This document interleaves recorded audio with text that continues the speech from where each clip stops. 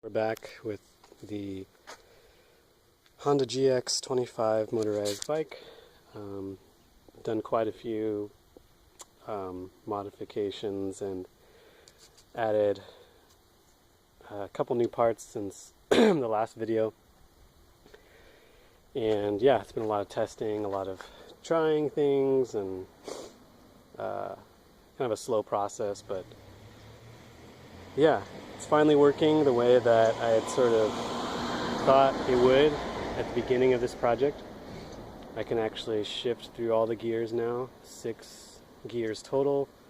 There's a really nice hill climbing gear, and the speed gear can get up to 25 miles an hour, so it's a pretty good range. I might still play around with another ratio with a different cog, but we'll see if I have time for that. But anyway, I'll just explain sort of some changes I've made since last time. The biggest change was that the rear wheel now is a 26-inch wheel instead of a 27. So I did that just to get a lower gearing and also to have more tire options, because it's hard to find 27-inch tires. And the cassette I changed. This is a 6-speed old Sun Tour cassette with a 32-tooth hill climbing gear and then a 14-tooth speed gear. So yeah, it's got a big range. And then the drive sprocket is a 16-tooth, and I made another adapter to make that work. This adapter is not actually perfectly aligned to the axis of the rotation, so there's some problems at high speed. The bike kind of pulses because the gear is going out of round like this. But I'll fix that eventually with another adapter.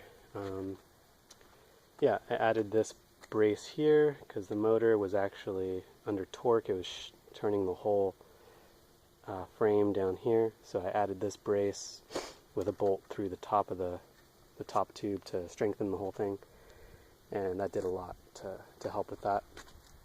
Another big modification was actually cutting through the chainstay right here to allow more clearance for the derailleur when trying to get into the low gears.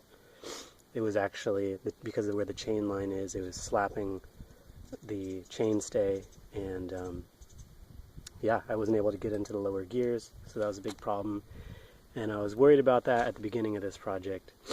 So what I had to do was cut through this, weld onto a piece of angle bracket, and make sure everything was aligned. And it seems to be holding up, but that's not ideal. It's really not, because this bracket is under a lot of stress. I don't know how long it's going to hold. But one idea I had was that in the future, maybe it just makes more sense to go and bring the chain all the way down around the normal chain ring down here, so the bike can shift more or less normally. And it's, you know, the extra length of chain is not that big of an issue, I don't think. So that might just be a sacrifice that has to be made next time. So lesson learned there. But yeah, it works great. I'm really happy with it, and I'll see if I can show you how it works. Again, I actually added a new shifter. This is like a Sturmey Archer mount that I had, and then a Sun Tour friction shifter. And yeah, I had to get rid of just some of the slop in the line, and this really does a good job of that. It's a really hard mount, it's really solid, and all the connections are metal, so there's no give. So it shifts really smoothly, and yeah, it's just a really fun ride. I don't know if I'm going to be able to do this and show you everything, because it's hard to shift and hold the camera and hit the throttle. So let me see if I can do this.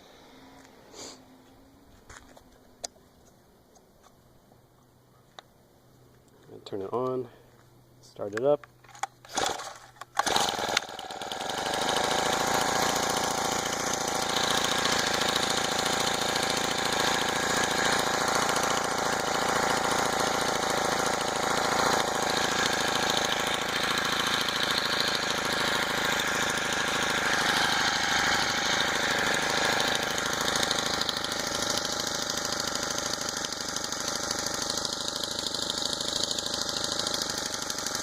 I don't know if I'm going to be able to do this, but I'll just ride it.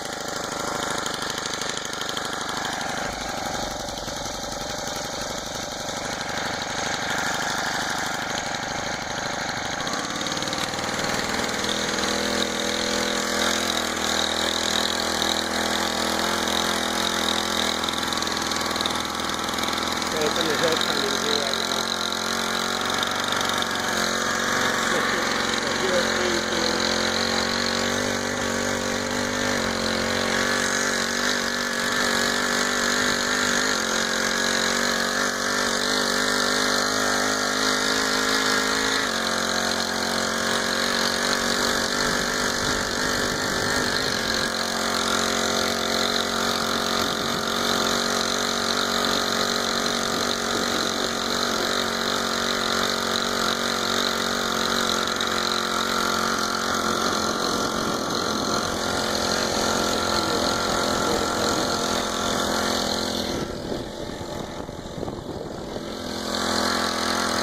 Again, I'm not a good videographer, but I'm trying to make this work. So I'm cruising about 15, 17 miles an hour. You can get up to 25.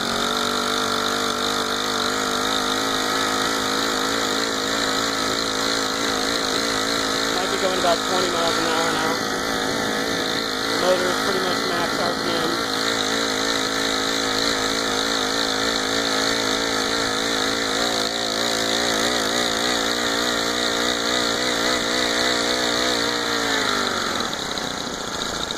So you let out the gas and it coasts really nicely.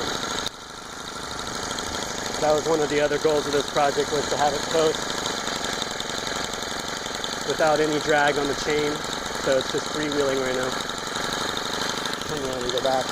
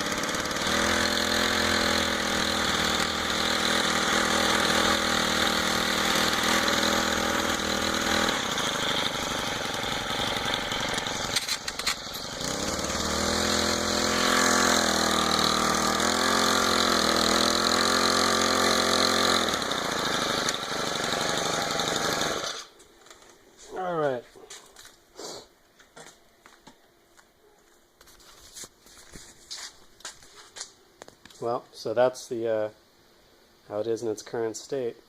Yeah, leave any questions you have in the comments. Thanks.